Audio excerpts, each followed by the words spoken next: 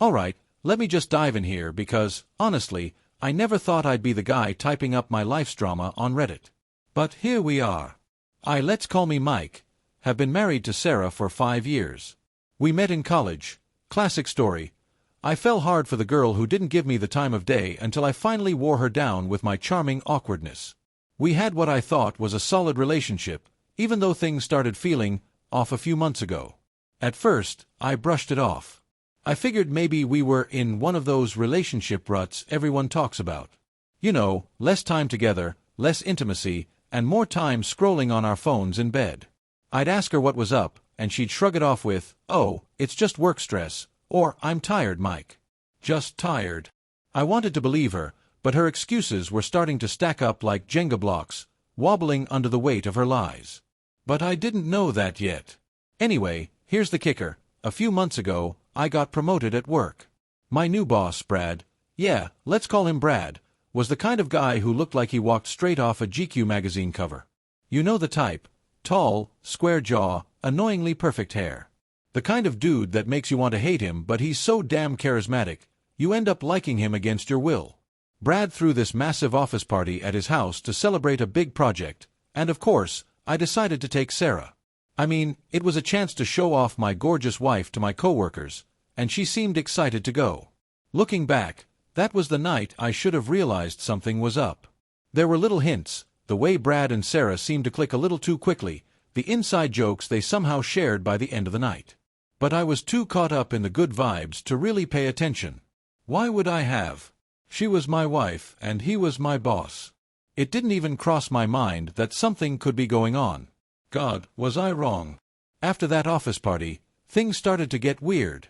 It wasn't one of those immediate, "oh my God, she's cheating" kind of moments, but more like tiny things that gnawed at the back of my mind. First, Sarah's phone became practically glued to her hand. Now, she's always been the type to love social media, but this was different. She'd laugh at random texts and smile in a way that felt, I don't know, too intimate. And if I asked her what was so funny, she'd brush me off with, "Oh, just a meme from Kelly," or "work drama, you wouldn't care." Then there were her sudden late nights. Out of nowhere, Sarah had these excuses about catching up with old friends from high school or attending random yoga classes in the evening. Weird thing was, I'd never hear about these plans in advance.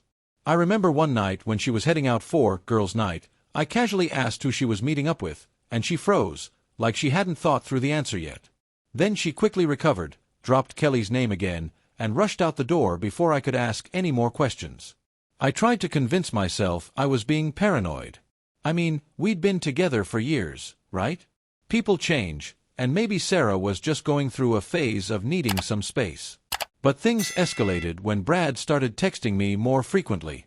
We were working closely together on this new project, so the texts made sense at first. But then they started getting more personal. He'd drop these casual questions like, "Hey, how's Sarah doing?" Or, "You guys should come out to my lake house next weekend." Now, most bosses don't take that much interest in their employees' wives, right? So, I started paying closer attention. And one night, when Sarah said she was heading out for another one of her yoga classes, I got this gut feeling. You know the one. That tight, churning sensation in your stomach that tells you everything is about to change. That night was the first time I checked her phone.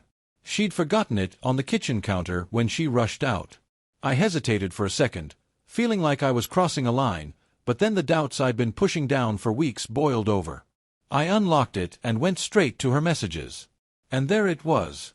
A string of texts between her and Brad. Flirty. Suggestive. And, just to rip my heart out completely, a photo of Sarah in lingerie I'd never seen her wear before. The caption, "Can't wait for tonight," winking-faced. I sat there, staring at the screen, feeling like the ground had been pulled out from under me. The woman I'd loved, trusted, and spent the last 5 years with was cheating on me. And not just with anyone, she was having an affair with my boss. Let me tell you, I've never been an angry guy. I'm the laid-back dude who laughs off stress, the guy who cracks jokes during tense meetings. But in that moment, sitting there with Sarah's phone in my hand, something inside me snapped. I'm talking a full-blown, primal kind of rage I didn't even know I had. My hands were shaking, my chest felt like it was about to explode, and all I could think about was how stupid I'd been. I trusted her. Hell, I trusted him, Brad, the guy who signs my paychecks, who gave me that damn promotion. The audacity of it all just hit me like a truck. At first, I didn't know what to do. My mind was running 100 miles an hour, and part of me wanted to call her right then, just scream at her until I lost my voice. But another part of me wanted to be calculated about this. If I exploded now, I'd lose any advantage I had. And trust me, I was starting to think about revenge. So, instead of sending her a furious text or showing up at Brad's place like a lunatic, I sat down. I took a breath, poured myself a drink, okay, more like 3, and I started planning. Because if there's one thing I knew in that moment, it was that I wasn't going to let them get away with this. Oh no, this wasn't going to be some cry and move on kind of betrayal. They were going to regret this. But before any of that, I needed to confront Sarah. I wasn't about to play the fool any longer, and she wasn't going to have the luxury of sneaking around without consequences. So, I waited. Every minute that ticked by felt like an eternity, but I knew her yoga class would be over soon. When she came home, all cheerful, acting like she'd just spent 2 hours stretching and meditating or whatever, I was ready. I was sitting at the kitchen table with her phone in front of me. She saw it the second she walked in.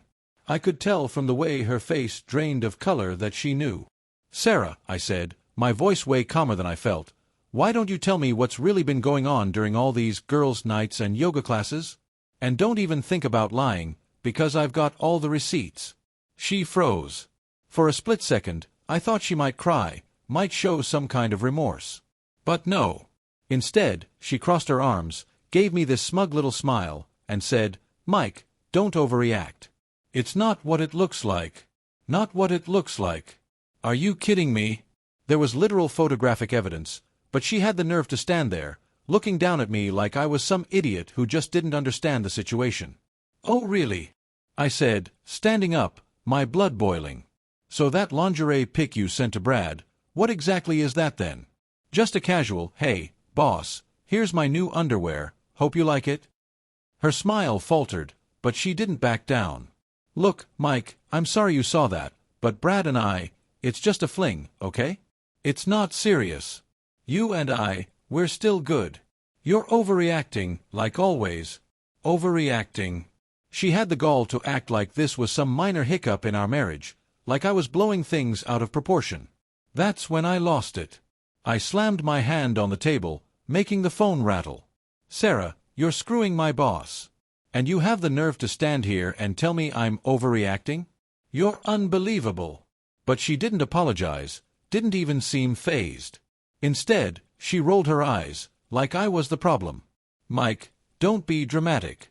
It's not like I'm leaving you. I don't know why you're acting like this is some huge betrayal. We haven't exactly been on fire lately, and Brad, well, he fills in where you don't."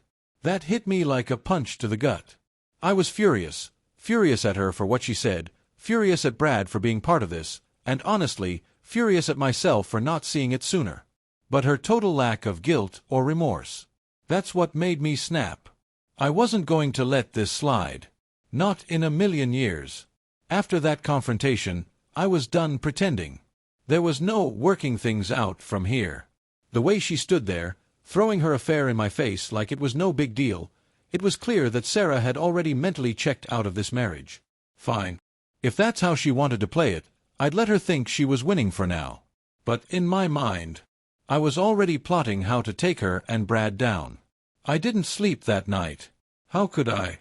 I spent hours pacing around the house, running over every possible way I could get back at them. At first, I thought about going the classic route. File for divorce, walk away, and let them deal with the fallout. But no, that wasn't good enough. I wanted them to feel the pain they'd put me through, and I wasn't just going to burn the bridge, I was going to nuke it. The first part of my plan: leverage Brad's position. You see, Brad's not exactly squeaky clean at work. He's got this whole charismatic, successful boss vibe going on, but the guy cuts corners left and right. I'd seen enough over the years to know that he was up to shady stuff behind the scenes. Fudging numbers on reports, manipulating clients, pushing things under the rug whenever the higher-ups weren't paying attention. So, I started collecting everything. I went back through emails, spreadsheets, even confidential client files he'd carelessly left accessible.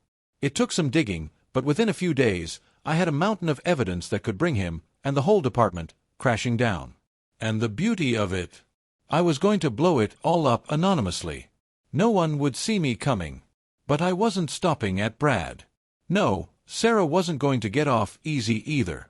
I started documenting everything in our relationship, her lies, her affair, the texts, the photos. I knew she was going to try and paint herself as the victim when this all came out, so I needed to make sure I was 3 steps ahead. The best part? While I was gathering all this dirt, I played it cool. I acted like the fight we'd had was behind us, like I was willing to move past it and work on things. Sarah, thinking she'd pulled one over on me, actually started acting nicer. She'd smile more, make small talk, even initiated sex a couple of times, which was awkward, but I went with it because I knew it would throw her off the scent of what I was planning. She probably thought I was forgiving her, that I'd let her little fling with Brad slide under the radar. But here's the thing about playing nice. It gives you time. Time to watch, time to learn, time to make sure every little detail of your revenge is in place before you strike. And then came the opportunity I'd been waiting for. Brad decided to throw another party. This time, it was a more intimate gathering, just a few co-workers and their spouses. Of course, Sarah and I were invited. Little did they know, this party was going to be their downfall. When Brad invited us to his intimate gathering, I knew it was time to execute my plan. I was done waiting, done pretending. This wasn't going to be some petty act of revenge. It was going to be brutal, and it was going to ruin them both. The first step. Timing. I needed everything to go down at the right moment, where both Sarah and Brad would be caught completely off guard. And what better place to destroy their lives than in front of their closest friends and co-workers? They'd be humiliated, and there'd be no hiding from it. But first, I had to set up my trap. Over the weeks leading up to the party, I'd been in contact with a lawyer. I wanted to make sure everything I did was legal, airtight, and devastating. I gathered all the evidence I needed, screenshots of their texts, the lingerie photos, financial documents proving Brad's shady business practices. And I had one more ace up my sleeve. Brad had been using company funds for his little rendezvous with Sarah, hotel stays, dinners, even gifts. It was all there, hidden in plain sight in the expense reports. That's the kind of thing that gets you fired in my industry, not to mention sued. I made copies of everything. One set for Brad's bosses, one for HR, one for my lawyer, and the best one? A set for the party. Now, let me explain how this was going to go down. I didn't just want to expose them. I wanted the whole thing to unfold like a soap opera, with everyone watching, jaws on the floor. So, I prepared a little slideshow. Yeah, you heard that right. A full-on presentation, complete with photos, texts, and proof of Brad's corporate fraud. And the best part? I disguised it as a celebration for Brad's recent success at work. On the night of the party, Sarah and I arrived, and I played the role of the dutiful, clueless husband. She was acting all sweet and affectionate, probably thinking she had me wrapped around her finger. Brad, of course, was his usual smug self, confident that he had everything under control. Little did they know, they were walking straight into my trap. About an hour into the party, after a few drinks had been passed around, I stood up and tapped my glass to get everyone's attention. I just wanted to take a moment to give a special toast to Brad. I started, raising my glass. He smiled, that arrogant smirk plastered across his face, thinking I was about to sing his praises. Sarah stood next to him, looking proud. He's been an incredible boss, mentor, and, well, apparently more than that. That got everyone's attention. Brad's smile faltered just slightly, and I could see Sarah shift uncomfortably. I've put together a little slideshow, I continued, to showcase just how much Brad has done for the company, and for my wife. I clicked the remote, and up popped the first photo, Sarah, in that lingerie, posing for Brad in some hotel room. There was an audible gasp from the crowd. I wish I could bottle that moment, the shock, the confusion, the sheer panic in Brad and Sarah's eyes. And then I clicked through the rest. Texts, dates, more photos, receipts from their hotel stays. Every dirty little secret was laid bare for everyone to see. The room went dead silent, except for a few shocked whispers. Sarah's face was pale, her mouth hanging open. Brad looked like he'd been hit by a truck. But I wasn't done. And here's the kicker, I said, turning to Brad with the coldest smile I could muster. It turns out, our dear Brad has been funding this little affair with company money. Hope you enjoyed those hotel rooms, buddy, because I'm pretty sure corporate's not going to. Then, I pulled out a stack of envelopes and handed them out to the key players in the room, Brad's boss, the HR manager, and a few other high-ranking co-workers. Everything you need to see is in there. I'm sure the company's legal team will have a field day with it. The look on Brad's face. Priceless. His boss tore open the envelope and started flipping through the documents, his expression going from confusion to pure fury. Brad, we're going to need to have a serious conversation, he said in a low, deadly voice. Sarah finally snapped out of her shock and tried to grab my arm. Mike, wait, let's talk about this. We can fix this. I pulled away. Fix this? Sarah, we're beyond fixing. You threw this marriage away the second you decided to cheat on me with my boss. She opened her mouth to say something else, but I was done. I turned and walked out, leaving the two of them to deal with the nuclear fallout I'd just unleashed. As I walked out the door, I heard Brad's boss ripping into him, co-workers murmuring in shock, and Sarah's voice trying to salvage what little dignity she had left. But it was too late. Their lives were in ruins, just like I planned. I didn't look back after walking out of that party. There was no need to. I had set the bomb off, and the explosion was already rippling through their lives. As I drove home, I wasn't even sure what I felt. There was a weird sense of satisfaction, sure, but also this deep exhaustion. Revenge, it turns out, can be emotionally draining. The next day, I woke up to a storm of text messages. Sarah had blown up my phone with calls, texts, voicemails, all the classic, we need to talk, and I didn't mean for it to go this far nonsense. Yeah, right. As if she hadn't made her choices months ago when she first climbed into bed with Brad. Then there were the work messages. Apparently, Brad had been suspended pending a full investigation. No surprise there. Once the company got a hold of those expense reports, it was game over for him. I heard through the grapevine that corporate lawyers had been called in, and it was only a matter of time before Brad would be fired, sued, and potentially facing criminal charges for embezzling company funds. The guy had dug his own grave, and I just handed him the shovel. But that wasn't even the best part. Sarah's little social world started crumbling, too.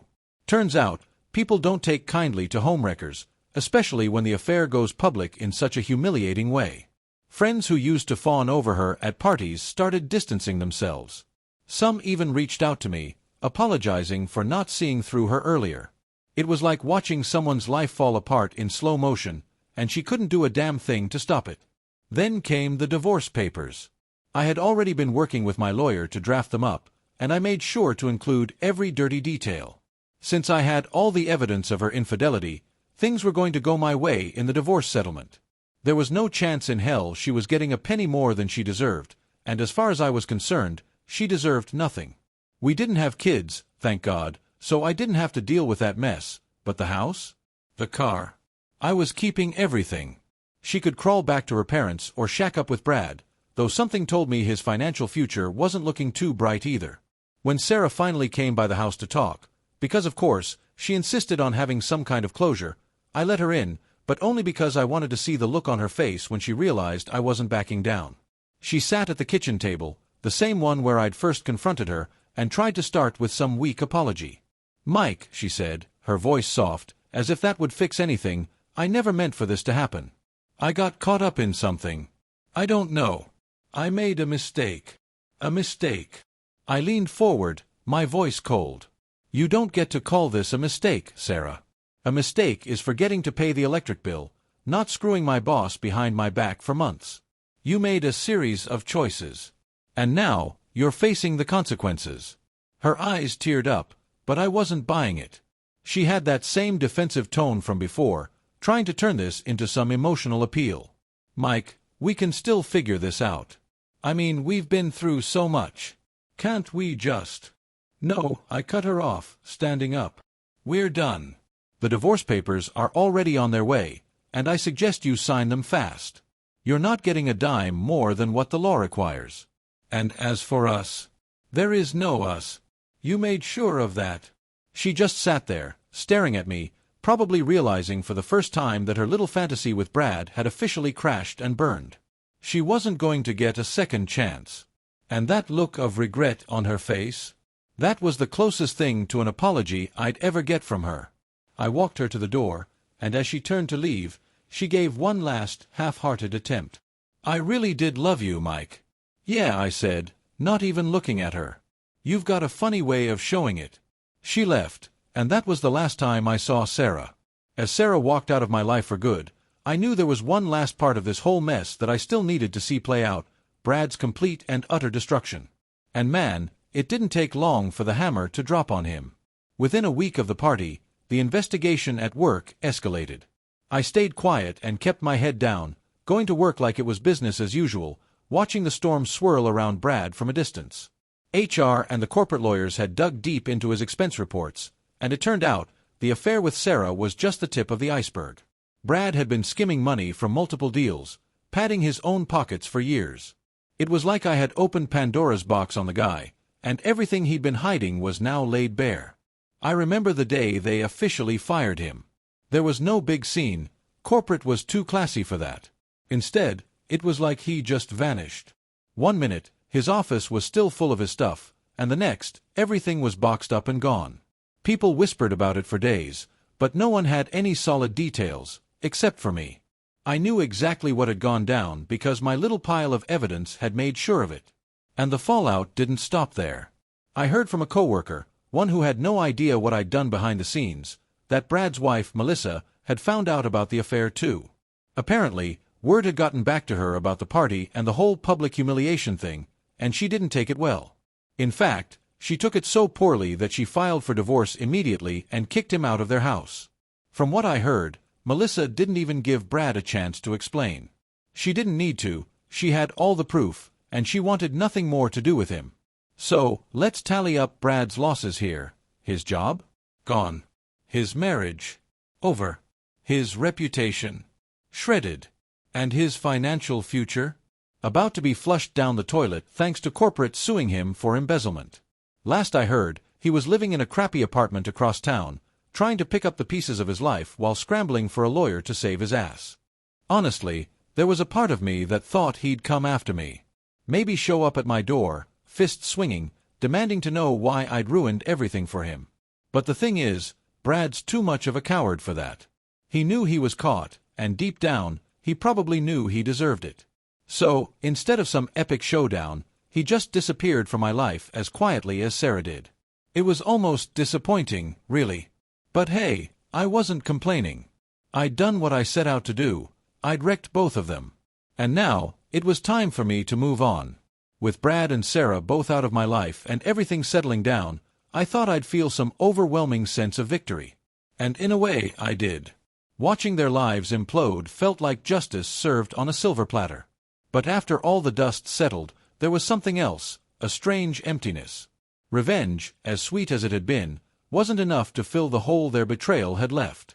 It didn't fix the fact that my marriage had fallen apart or that someone I once trusted had stabbed me in the back. I'd won the battle, sure, but the war left scars. I started focusing on myself after that. I took the time to work through everything. The anger, the betrayal, the loss of the life I thought I'd had. Therapy helped more than I expected. I needed someone to talk to, someone who didn't know Sarah, Brad, or the mess they'd caused. The therapist helped me realize that, while revenge felt good in the moment, I couldn't let it define me moving forward. It was time to focus on my own future. I threw myself into work, ironically, the same job where all of this started. With Brad gone, things actually improved. The toxic energy he brought to the office was gone, and I got to work with new management who had a lot more integrity. I even started picking up new projects and putting in for a promotion, one that wasn't tied to shady dealings, thank you very much. As for Sarah, she eventually signed the divorce papers. We didn't have a dramatic final meeting, no tearful goodbyes. She probably knew there was no point. Last I heard, she moved in with a friend, trying to rebuild whatever was left of her social life. Brad. Well, rumor had it he'd skipped town after his wife left him and the lawsuits piled up. The guy went from being on top of the world to barely scraping by. Honestly, good riddance. Now, as I look back, I realize a few things. I learned a lot about myself through all of this, the kind of strength I didn't know I had, the resilience to push through when everything felt like it was crashing down. And I learned a hard truth.